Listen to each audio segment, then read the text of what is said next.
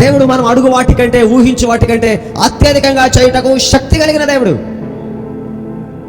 కానీ అందుకోలేకపోతున్నాం. కారణం ఏంటంటే కొంతమంది వినకుండా ఉండిపోతున్నారు, కొంతమంది అర్థం చేసుకోకుండా ఉండిపోతున్నారు, కొంతమంది అర్థం చేసుకున్నప్పటికీ కూడా దేవుని వెంబడించకుండా, గై కొనకుండా ఉండిపోతున్నారు. అర్థం చేసుకోగలగాలి, అర్థం చేసుకున్న దాన్ని మనం వెంబడించగలగాలి, గై కొనగలగాలి. ఒకవేళ క్రైస్తవుడు నేను వింటున్నాను, నేను అర్థం చేసుకుంటున్నాను, నేను ఆయన వాక్యాన్ని గైకొంటున్నాను అని అంటే తన జీవితంలో ఒక పని చేస్తాడు. తను దేవుణ్ణి ఏమో హెచ్చిస్తాడు, తానేమో తగ్గించుకుంటాడు.